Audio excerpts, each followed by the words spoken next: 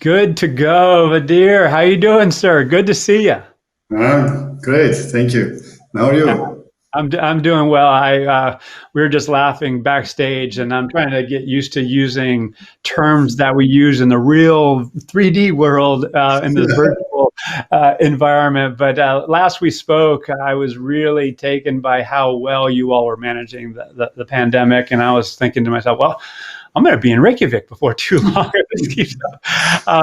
But obviously, things have changed. Not only did I remember that, I remember the great work that not only you at your company are doing with pay equity and inclusion efforts, but also your country. How it becomes a cultural norm, and you've been a leader in the world in this regard. So, for those who haven't met you, you mind introducing yourself and tell you a little bit about your background and organization? Yeah, well, I am heading the now diversity and inclusion initiatives at Reykjavik Energy, based here in Reykjavik in Iceland, and I had formerly the title group head of people analytics, but now I'm more focused on using the people analytics in the diversity and inclusion spheres. So I've been there for 10 years, and I'll talk a little bit about my journey and what I've been doing there in terms of pay equity later in my talk. All right. Well, I'll get out of your way. Have at it, and I'll join you towards the end for some Q&A, not only with me, but with those who are listening. So if you have questions, go to the Q&A tab on the right, enter them in there, and we'll have a discussion after you present here. So take it away, sir. Great. Again, thanks for being here. Thank you. Thank you all. In the year 2220, I think, we will have reached pay equity by the speed that we are closing the gender pay gap today. But there lies real opportunities in closing the gender pay gap. McKinsey and also advancing women's equality, and that's not only in terms of pay equity, but it can add up to $12 trillion to the global economy if women had the same opportunities in terms of employment, participation, job selection, and pay. And this is the amounts that is similar to the GDP of United States and China combined. So advancing all kinds of equality, not only gender equality, is a matter of creating wealth. And it's not only the right thing to do, but also the wise thing to do. Equality brings and health brings material wealth and more richness of life and well-being to us all. I'm coming from a nation that is very small. We are around 400,000 here. And my company, Reykjavik Energy, has around 600 employees. And though the company is small, I like to think of it as a microscopic version of other workplaces. And we deal with similar issues. We managed to close our adjusted gender pay gap in the year 2017. And this involved developing a framework to organize our operations and bringing a meaning what it is being a successful employee, what that means to us in our company, and translating that knowledge into data and measurement. We use quite simple variables and data points, and this rather simple data framework has been able to translate the skills of our employees, no matter where in the operation they serve. If they are maintaining the full operation of the power plant, the geothermal power plant that we are operating, if they are keeping and maintaining the pipelines of our utility operations. We are also run a optic fiber network in Reykjavik and the vicinity. So we bring the internet also home to people. And our newest company is making a contribution to closing not only gender pay gap, but also closing some environmental issues. That we are pumping CO2 from the environment. It started with the CO2 coming from our power plant, geothermal power plant, and we are pumping it down into the earth and creating rock and stones from the CO2. So there's a varied operations within this company, and we have many roles. We are hugely different in the jobs we provide in this company. But we have looked at ways to find what creates values for us as a group within these varied operations.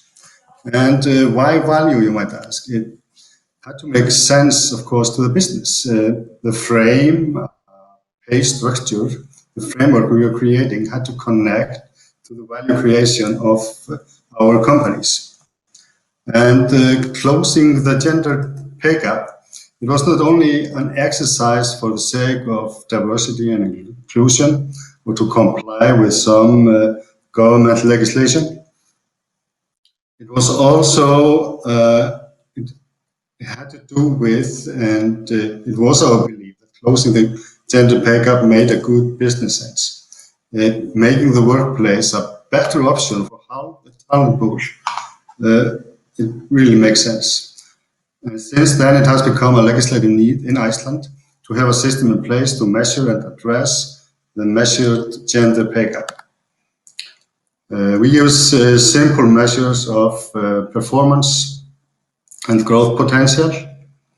And on a job and role basis, we use job grade and responsibility grade. So keeping the system as simple as possible makes sure that our employees understand it. Our people understand it, both the managers and our employees, and it is for them an explanation for how we derive value from their work. And having such a system in place, it brings confidence to the other side of the coin that there is a reasonable and explainable explanation for the decision of how to pay. So an objective system for pay and pay decision, that is the basis for our measuring. And we analyze the possible discrepancies in pay across different demographic when this framework that I was describing is in place. The adjusted gender pay gap within Reykjavik Energy was in the year 2008 around 8.4%. So we have closed the gender pay gap, and we did that in 8 years.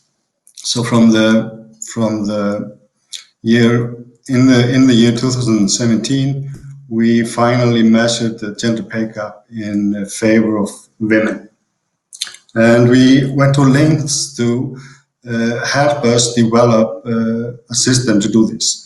We went into a cooperation with a software company, Pay Analytics, and by doing that, it helped us bring the focus down to the employee level, on those that were the most over or underpaid by the data model we had.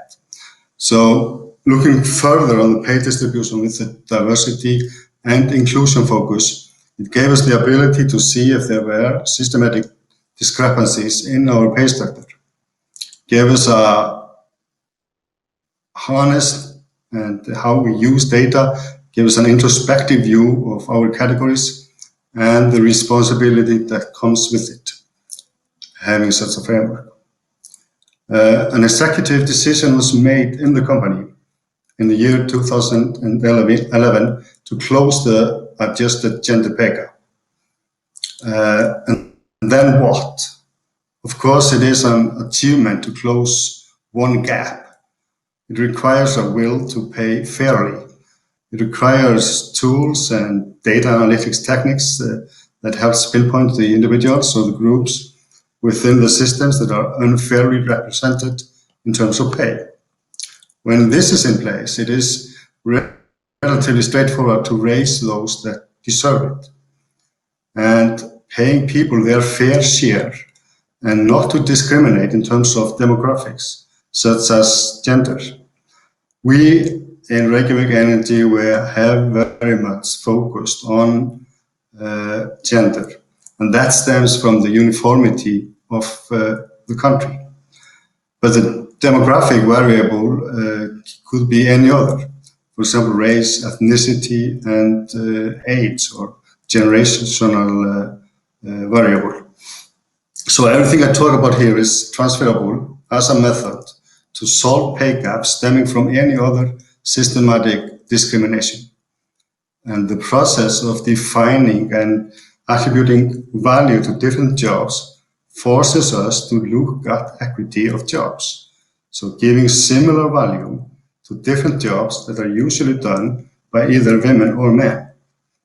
The jobs in the company, they are very gender divided. And this has forced us to look at the jobs and how we attach value to them. And in some examples, we have been forced to question what is the real basis of the value we have been given these jobs. This compelled us to look at the value systems we hold, and society values differently the roles typically held by men and women. And by bearing that in mind and creating a value system within the company, we are forced to look at our own implicit biases. A system that to adjust the gender pay gap, what does that mean? What does adjusted gender pay gap mean, and what does that stand for? What is adjusted? The unadjusted gap is the overall difference in average pay for men and women. So not to become too technical and bore you with much statistics, the unadjusted gender pay gap is really the difference in mean pay of women and men. And the adjusted pay gap, it takes into consideration the objective realities that explain pay. And usually it is different jobs held by men and women. The other variable is power distribution or the responsibilities. That is to say in plain English that men hold more power in the hierarchy than women. And when you have explained away the effects of both job roles and the power positioning, you think of all the other things that matter, for example, performance. In that way, you are stripping away the factors that matters in pay. And when you have accounted for all the things that matter in the decision, and you still have difference in pay for men and women, it could be, of course, be any other demographic factor, then you have the adjusted gender pay gap. We closed that in 2017, and we have kept us within 1% adjusted gender pay gap from that time. So we weigh every pay decision with the software I was talking about before, Pay Analytics, and we use the framework, the analytical model we built, and in that way we keep us within the 1%, and it's either in favor of men or women.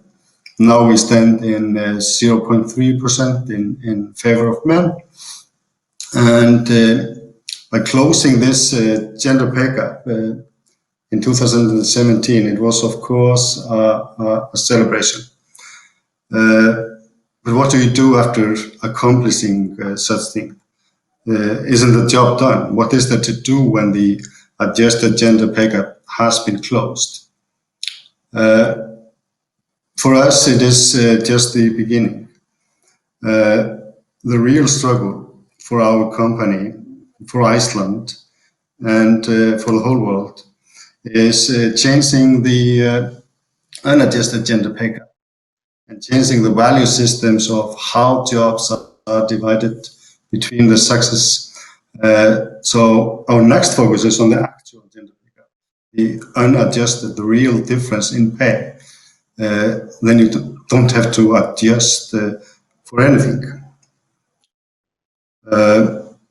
You don't have to adjust for the skewed reality that meets women in both in terms of job selection, in terms of jobs, and in terms of power structure in companies.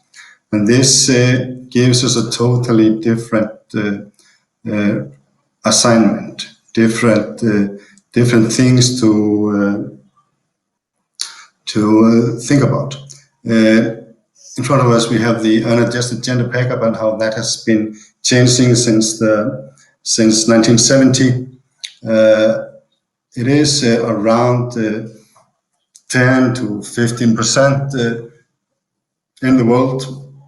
So I've heard numbers around 20% for the whole world as a general, but the industrial countries, the Western countries, is around 15 to 20%, someone less.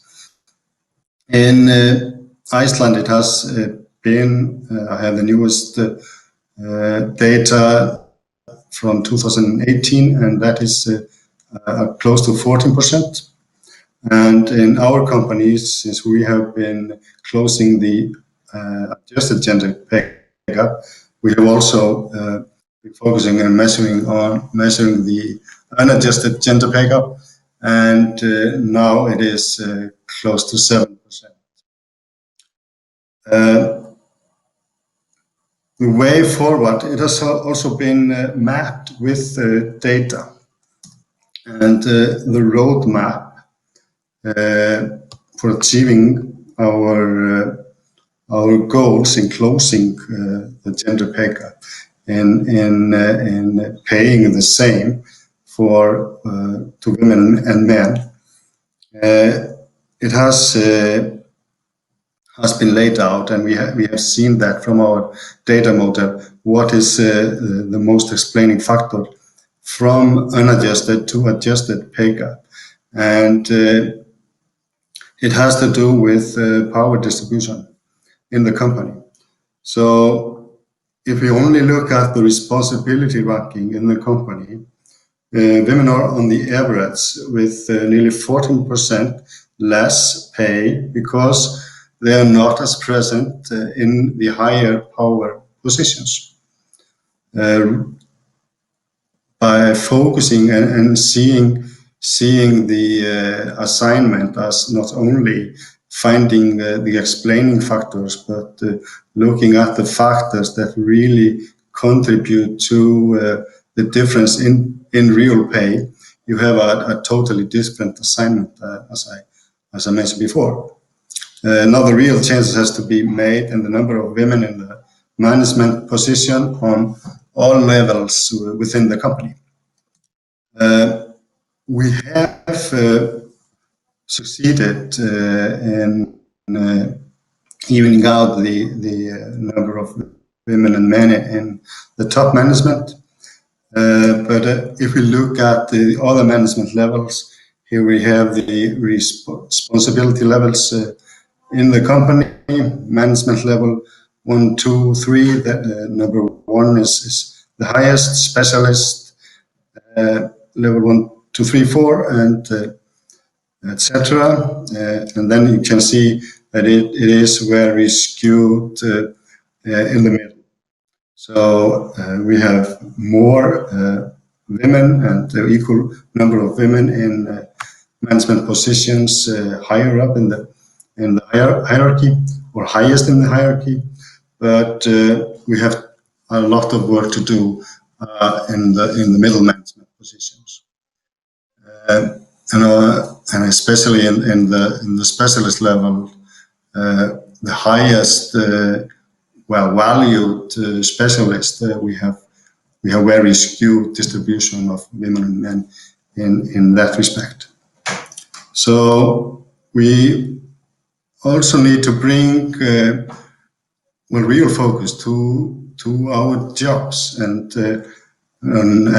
new assignments on bringing more women into the management positions, but also bringing girls into tech and trade education. So they become a talent pool for us, so we can hire them in the future. So we're bringing the focus on the unadjusted gender pay gap, the real difference between pay of women and men. It totally brings around what is the assignment that we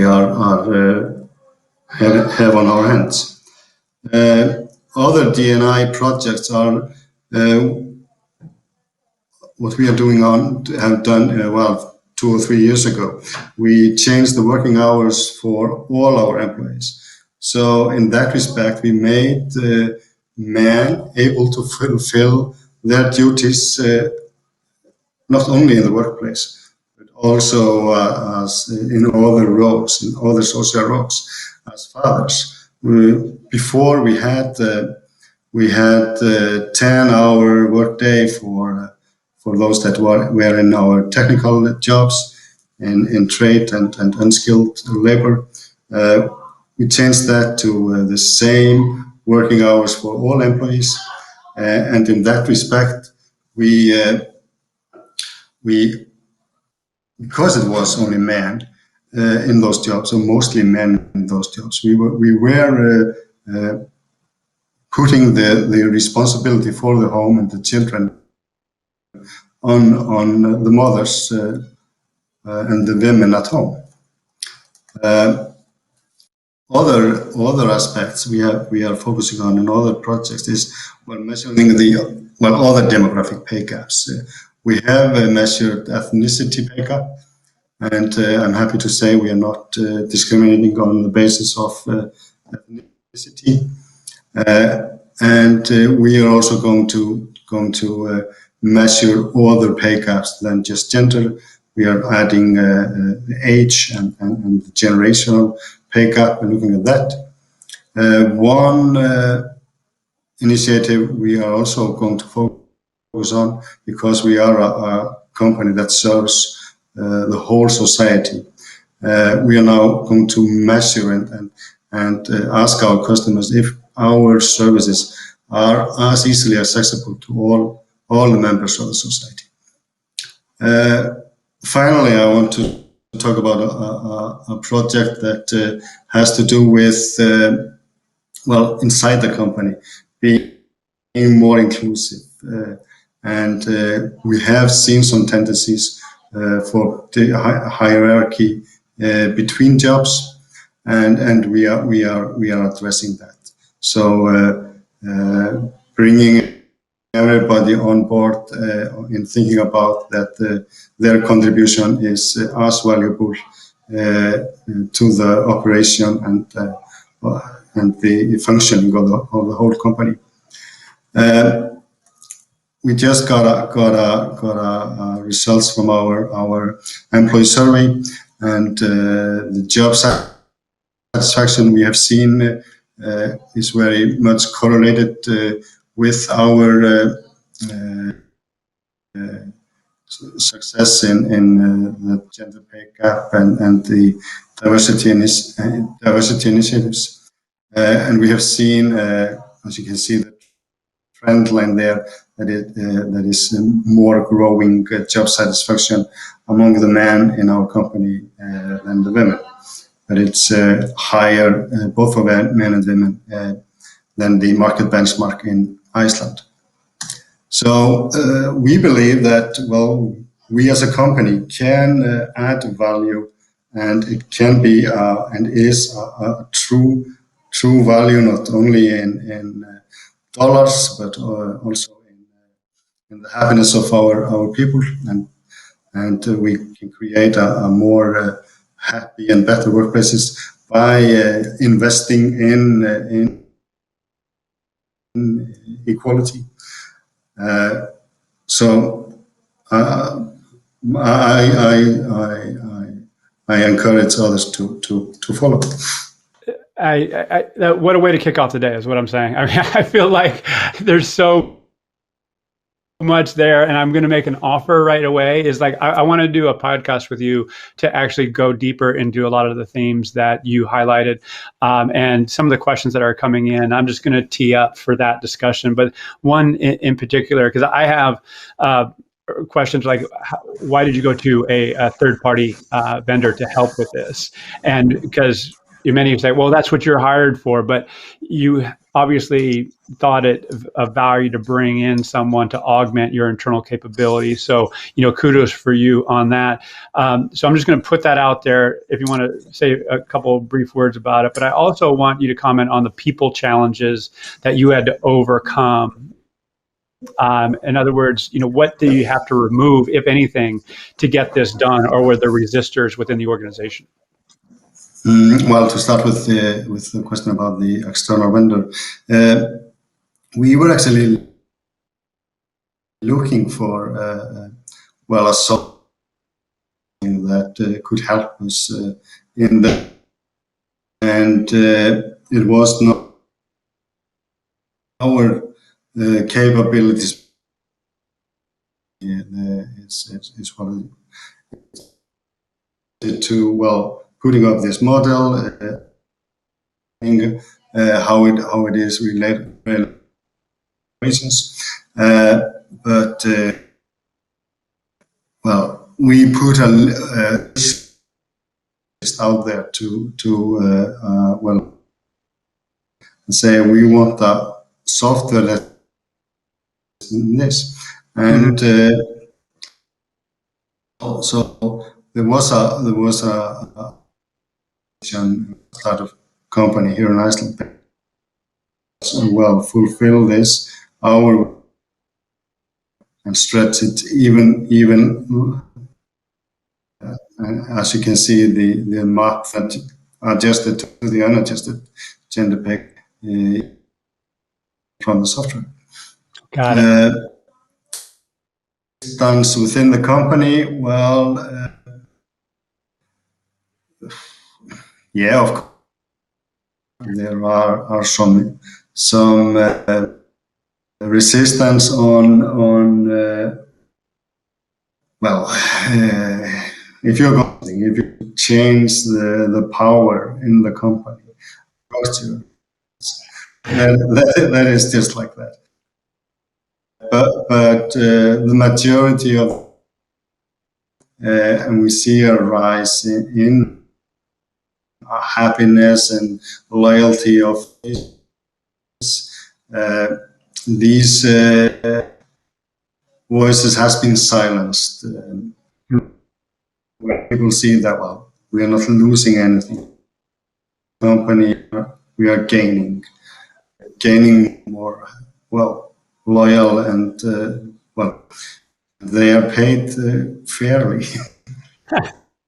As we wrap, I want to congratulations. Your background in people analytics is evident in how you look at them, and I imagine that inspires confidence to a model. And again, great way to kick off the day. So I super appreciate you allocating your time, accomplishments, and ideas. So we got to get that podcast on the calendar before too long. Well, all this is, thanks again. Yeah, thank you. And I look forward to the day. Yeah, absolutely. All right, be well.